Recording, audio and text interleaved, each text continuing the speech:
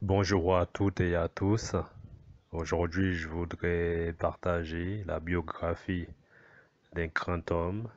C'est celle de Patrice Emery Lumumba, de son vrai nom ou de son nom originel, Isaïe Tassumbu Tahosa, né le 2 juillet 1925 dans le village d'Onaloa, territoire de Katako-Kombe, province de Kasaï, en colonie congo-belge, désormais la République démocratique du Congo. Il est issu d'une famille de 4 enfants, dont il est le deuxième.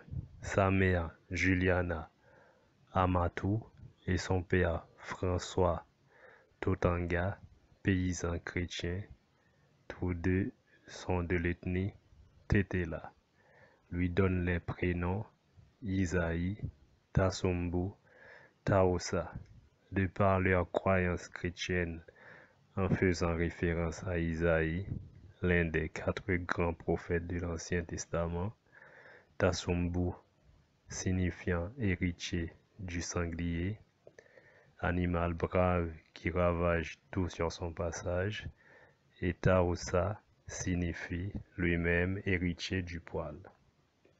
Ce sont donc ici des prénoms très annonciateurs.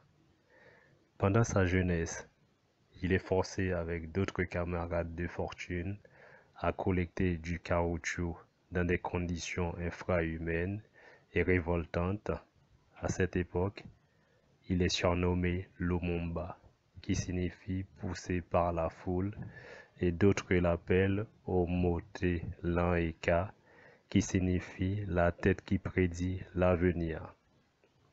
Le père François, réputé très sévère, ce qui pousse le jeune Isaïe à rompre avec lui et prend un peu plus tard le prénom de Patrice, plus moderne qu'Isaïe à ses yeux. Par la même occasion, prend un autre prénom, Emery, mais qu'il ne l'utilise de manière formelle et définitive qu'en 1946 à Stanleyville, l'actuel Kisangani.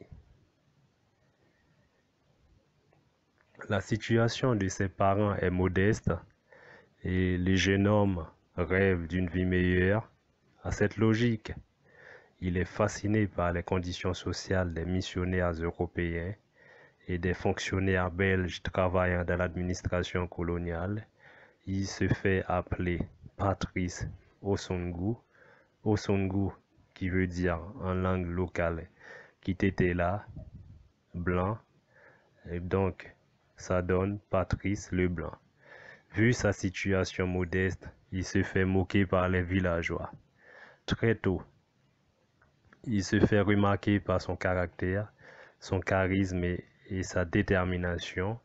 Il quitte l'école des colons dirigée par des missionnaires européens chrétiens et s'inscrit à une autre école dans le but de devenir infirmier. Dénoncé par un ancien professeur, il s'en fait exclure. Le jeune homme n'hésite pas à se mesurer aux colons dès que l'occasion se présente. De là, il commence à se forger un mental en béton. En 1942, il décide de quitter son village natal pour atteindre, après un long périple, la ville de Stanleyville. À son arrivée dans cette ville, en 1944, il est accueilli par une famille qui le considère comme son enfant. Il trouve un travail à la poste. Après de nombreuses péripéties, fort de son expérience et conscient de ses qualités, il se met en tête de se faire tout seul en se plongeant dans des manuels disponibles dans les bibliothèques de la ville. Et par la même occasion, il apprend plusieurs langues, dont le français. C'est un autodidacte. Il est désormais Patrice Emery Lumumba, nom dont le monde entier connaît aujourd'hui. Dans cette ville, il prend du galon, il est déterminé, il lie des relations avec des personnes bien placées tant congolaises que belges. Il commence à fréquenter les femmes, se marie 3 fois et a plusieurs enfants.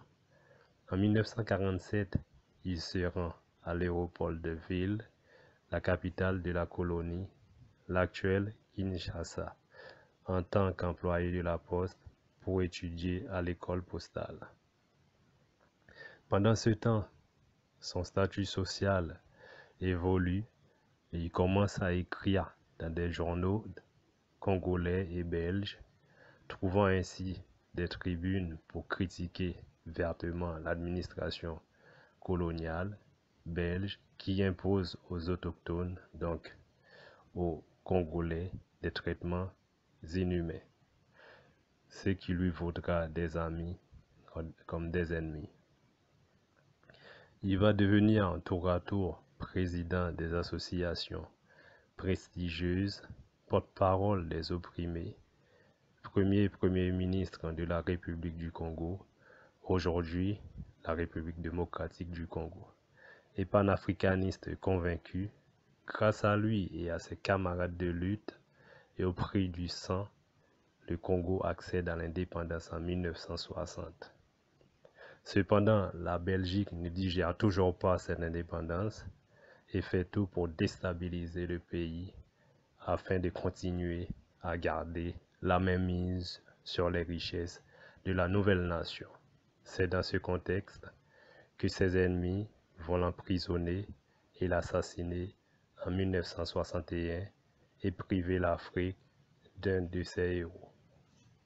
Si vous avez aimé, n'hésitez pas à liker comme on dit, à partager et à vous abonner.